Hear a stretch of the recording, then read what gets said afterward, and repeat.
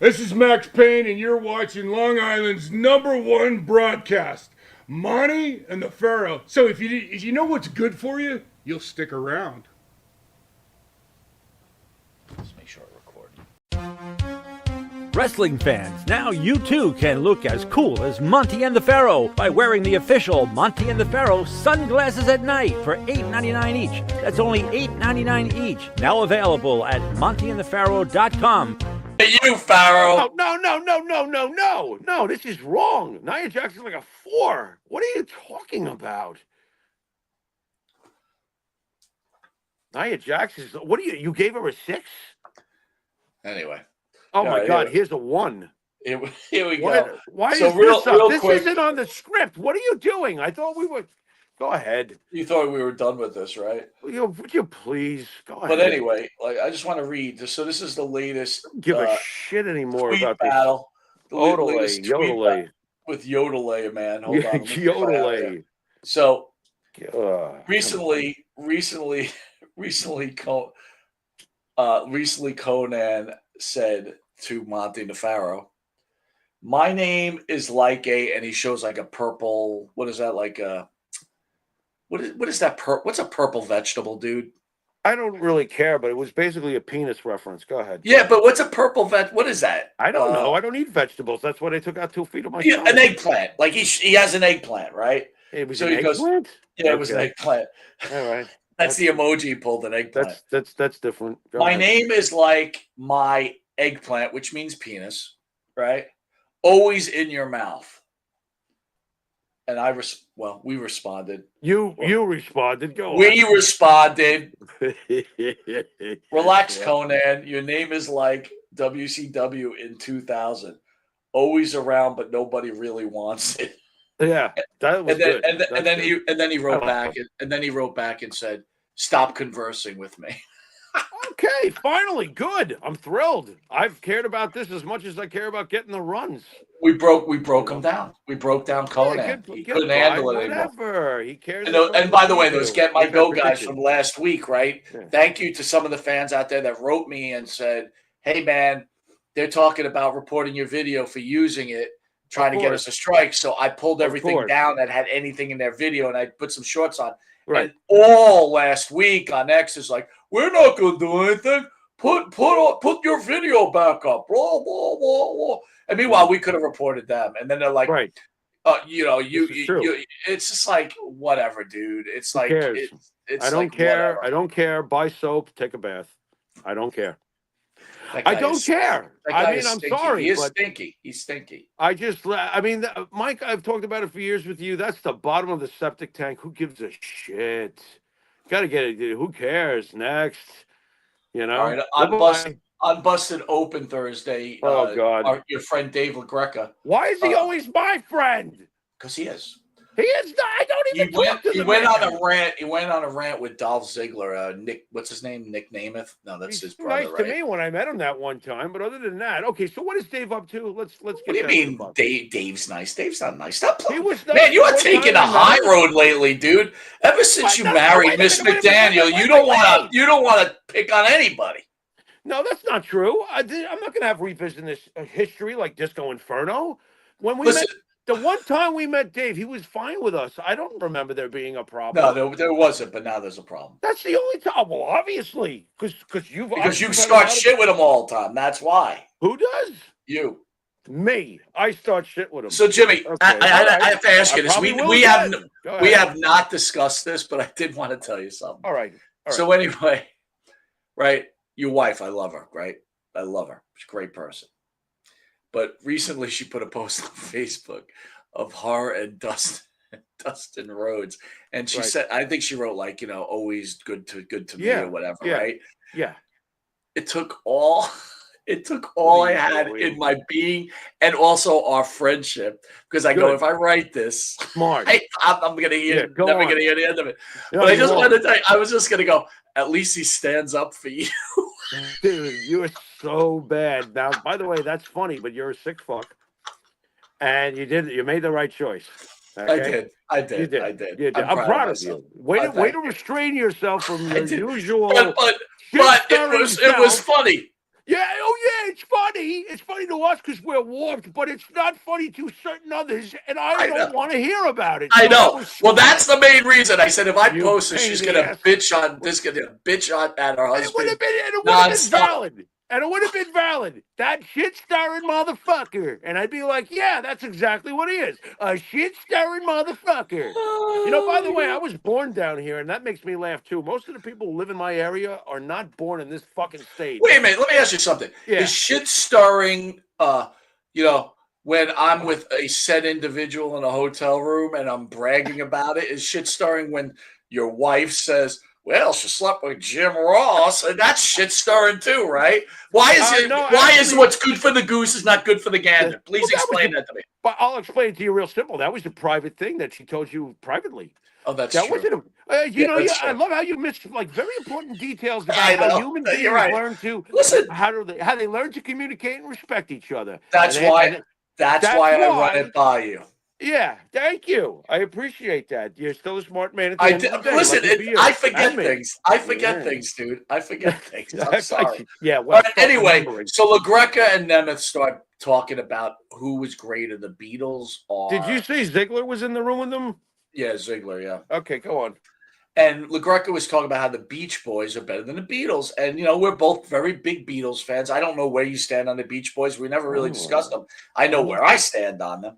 Yeah. But anyway, I'm gonna read these reasons why the Beach Boys are better than the Beatles. And I know you're gonna have a response, whether you agree with it or not. I'm pretty sure you're not going to agree with it at all, right? But It depends. I thought it would be a very interesting conversation. But you know, the All right. battle, the Beach Boys versus the Beatles. Are you ready? Yeah, I definitely am. All right. Now, A before we mastery- begin, Mike, I'm sorry. Now, before Go ahead. we begin, because I have seen the script and stuff.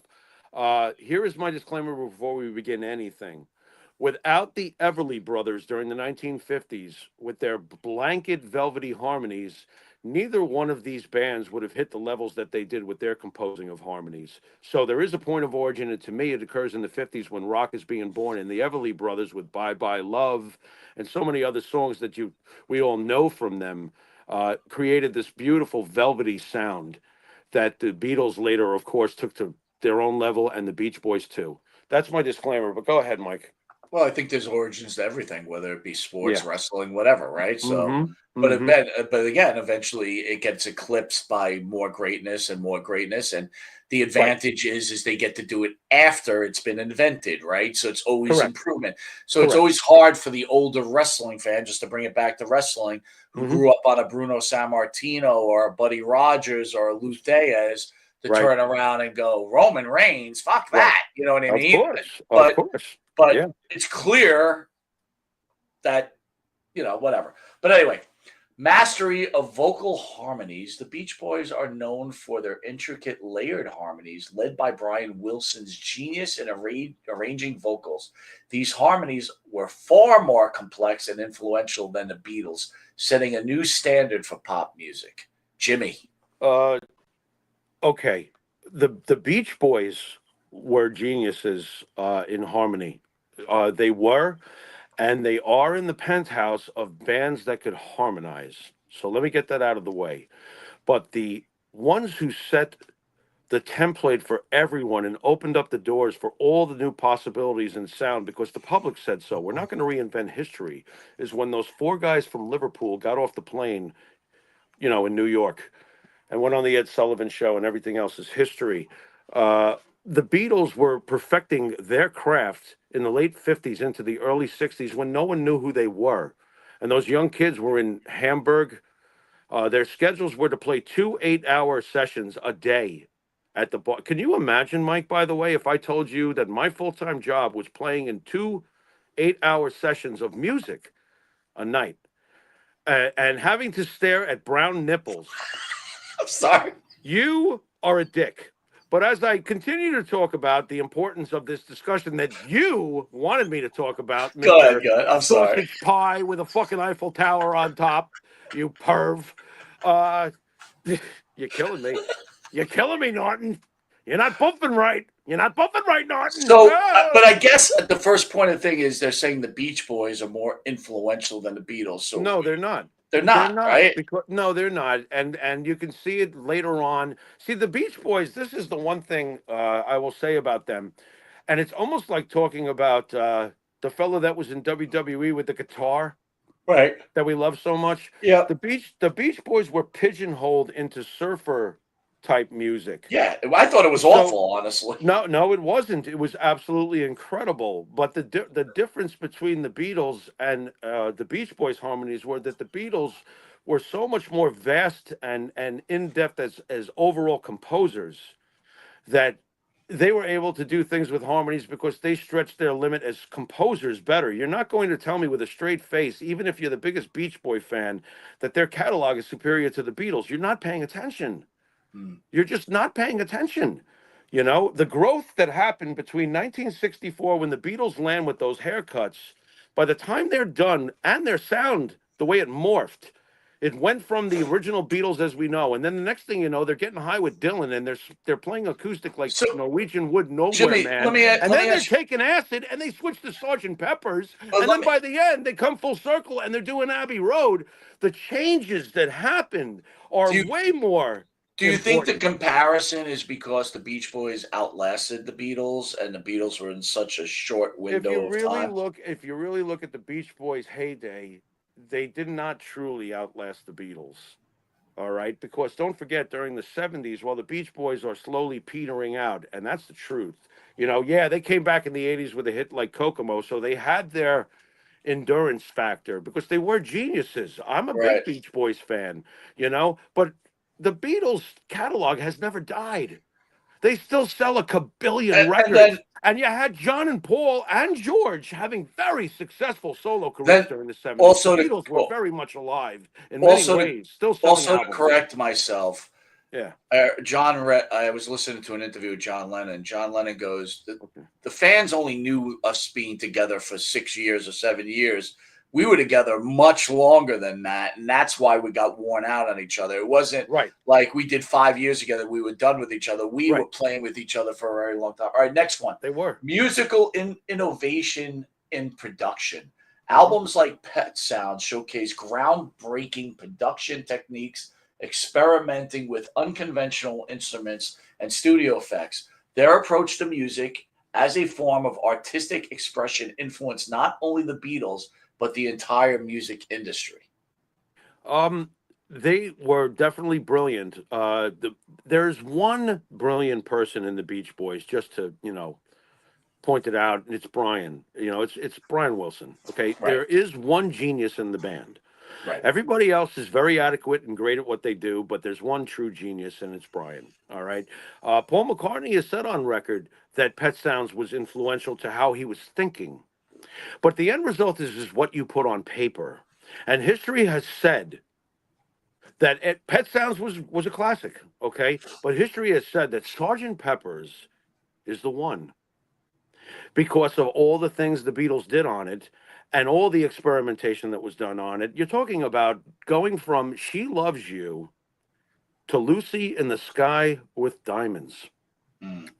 Okay, the way the Beatles were changing culture and as people was so impactful on everything. There's never been a band that has ever done that in society like that.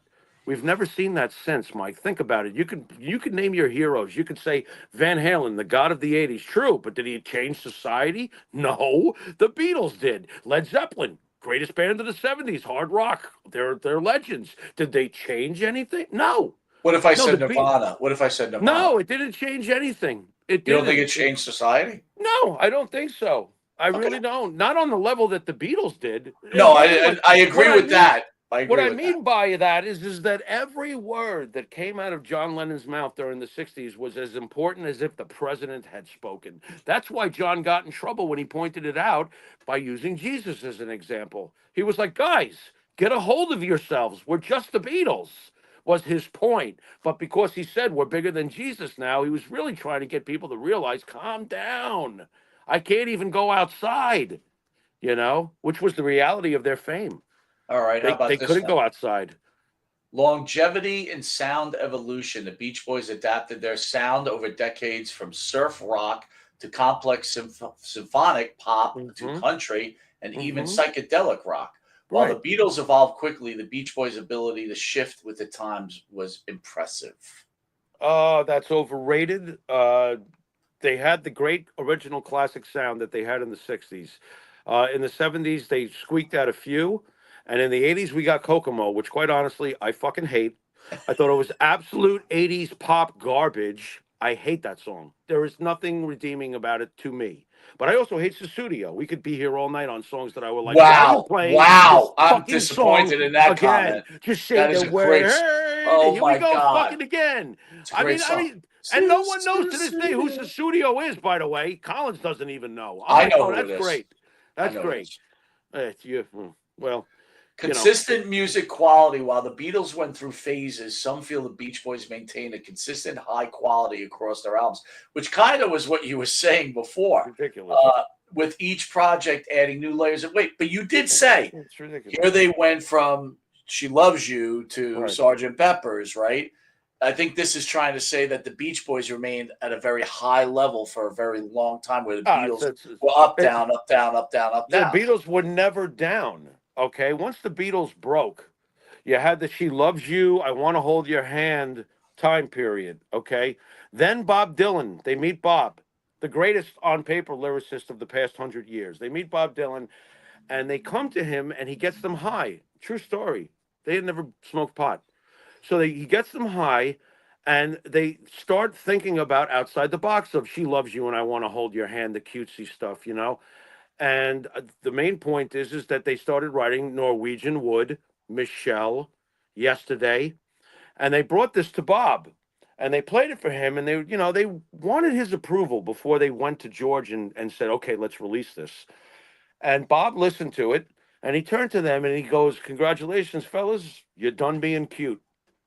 Mm. In other words, it was time to move on to a deeper level, and with that deeper level, we got Nowhere Man. We got In My Life out of that deeper level. Hey Jude. And think about the change. Okay, you went from "She Loves You," "I Want to Hold Your Hand," a sound we all love. The world went nuts for it. And then you're growing up, you're getting older as a person. These guys were accelerating very quickly with the fame and their age.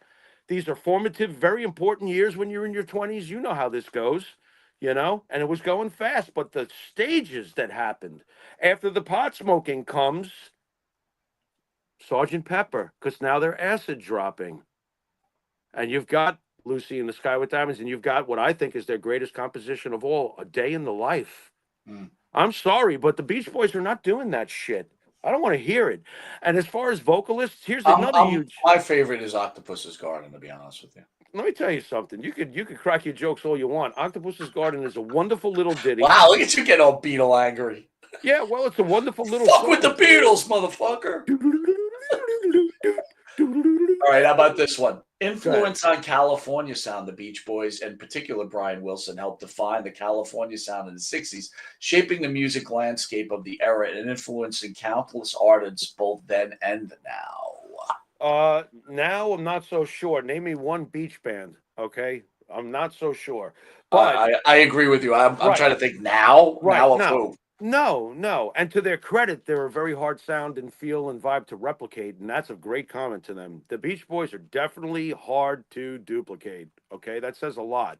It's like the Doors. Who the F sounds like the Doors? Nobody sounds like the Doors. Some bands have that quality. The Beach Boys have that. But as far as, they were perfect for the time and for that scene. Beach music, they're the Babe Ruth of that.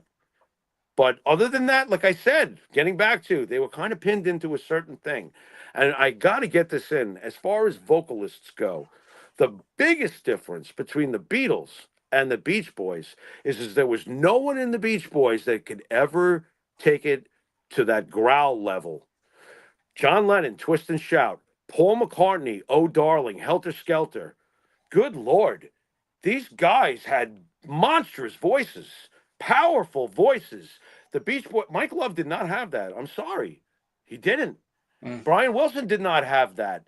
My favorite song from the Beach Boys is a beautiful song, and it shows how brilliant they are. God Only Knows. God Only Knows is a masterpiece. And by the way, it's Paul McCartney's favorite song. Paul McCartney has said it 1,000 times. If there was one song I could write that I didn't write, it's God Only Knows. So the Great song. respect between the Beatles and the Beach Boys is obviously there, but who accomplished more and who was better as composers and as harmonizers? I'm sorry. At the end of the day, as much as I love the Beach Boys harmonies, they're incredible. Surfer Girl. Oh my Well, God. you may know? get mad at me at this, but I would Yeah. take Alice in Chains over the Beach Boys every day of the week Hey. and every weekend and every minute. Well, I'll say this much. I've always felt that Alice in Chains was the Black Sabbath of the 90s with harmonies, and that's nothing but Right. pure love going out to Lane and Jerry because Staley and Cantrell, holy shit. Right. Boy, could they harmonize. Alice in Chains has amazing harmonies. Absolutely. So I wouldn't be upset with that, at all. All right, pioneering studio techniques. Brian Wilson's work on Pet Sounds seems like they hang on Pet Sounds all the time. By the way, They have to. and That's that's what I'm saying. But it's like when you talk about the Beatles, you don't hang on one album, right? You know what I'm saying? Right. It's like a lot of these bands you have Fleetwood Mac, Rumors. Yeah. It's like a lot of these bands have these epic albums, but after that, it's okay. You know what I mean? So compared to the Beatles catalog, that's what I'm saying. It's like every comment is about Pet Sounds, and Pet Sounds a great album, but you don't talk about any of the other ones. Yeah, and the Beach Boys didn't have, how we back in the day when the top 10 was really important, Mike. Right. The Beatles at one point had 8 out of the top 10. Yeah. What are we talking about here? Another album show how to use studio as an instrument, creating textures and sounds that hadn't been heard before. The Beatles followed suit later and were heavily influenced by the Beach Boys' approach to studio creativity. Okay. That's you know what this goes back to? This to me is very artsy fartsy. All right? It's artsy fartsy to me because if you want to make the argument that the Beach Boys production was superior to George Martin, don't make me laugh. All right? Please don't make me laugh because George Martin is the barometer. He's the very top of the needle on the Empire State Building. All right? There's nobody that broke more ground in the studio with all those changes from 1964 to 1970 than George Martin. George Martin was running tape backwards. George Martin told them that the distortion sound that actually accidentally happened right before I Feel Fine. I don't know if you remember that song, but there's this distortion feedback, and it's one of the very early times where, experimentation's being allowed. The backward masking on Tomorrow Never Knows where the guitar is run backwards. It's just a day in the life. Stop. The guy was classically trained. I mean, George Martin, everything that you hear in the Beatles that's got a classical touch comes from him and Paul, because Paul was the original classical guy. John was balls. The Beach Boys didn't have these interesting... The next one I'm going to read to you, and I agree with this one, but there's a reason behind it. The culture impact beyond music, the Beach Boys influenced not only music, but also the culture of Southern California. Their image and music is often seen as synonymous with the carefree, surf-infused, sun-soaked culture that defined the 60s in America. Now, again, you lived in a state where you had that type of lifestyle, right? And it's like you actually can control the narrative, where the Beatles weren't identified with a state. You know what I'm saying? They were identified with the world, I would think. They were identified with the country. They were identified as those 4 lads from England. The whole world responded to the Beatles on a much higher plane than the Beach Boys could ever imagine. Again, the Beach Boys were the perfect picture for what California sunny surf was like. And, don't forget, though, the very same state spawned the Doors. Jim Morrison and Ray Manzarek met on that beach, probably the same beach that the Beach Boys were doing stuff, So the Beach Boys were perfect for the time period they were in, but their cultural impact on the world compared to the Beatles, that's hilarious to me. All right, how about this one? Influential album, Pet Sounds. Again, many music critics consider Pet Sounds one of the greatest albums of all time. Its influence is profound, particularly on the Beatles' own Sgt. Pepper's Lonely Hearts Club Band. Brian Wilson, songwriting and production, set a precedent for an album-oriented rock? Like, you know what this goes back to me? The ones who say this, I just believe are the artsy fartsy ones. You know, did Paul and John listen to it? Yeah, but did they say we want to make an album just like this? No. It's their compositions at the end of the day. How you cannot, anybody who tells me with a straight face that Pet Sounds is deeper on a composition level and better than Sgt. Pepper's, are you kidding me? You know, that's artsy fartsy to me. You know who I can't stand? We might as well go into this too. I can't stand, God rest his soul, Lou Reed. Velvet, whatever they were, Underground. I never got any of that artsy fartsy shit. And he used to talk shit about the Beatles. And I'm like, bro, what'd you give us? Take a walk on the wild side? That's what he gave us. That's it. It's like, That's dude, it. shut up. Shut up with your artsy Well, fartsy fucking opinions. I think a lot of people put themselves on a pedestal. How about this? Brian Wilson's genius as a songwriter. Yes. You just Definitely. mentioned it. He created emotionally complex songs like God Only Knows, something the Beatles were unable to accomplish. God Only Knows, oddly enough, wasn't sung by him. It was sung by his brother, I think Carl. As far as his composing level, I've already said the guy was one of the greats. He was great, absolutely great. You know, but at the end of the day, if you're gonna try to rewrite history and tell yourself in your artsy fartsy little, you know, cellar that the Beach Boys were more influential and bigger than the Beatles, it's a joke to me. All right, how about this? They'd Enduring win on it. influence, If we did like a when we, you know, do like a the, head-to-head, like a head-to-head. yeah, when we do a head-to-head, the Beatles would cremate them.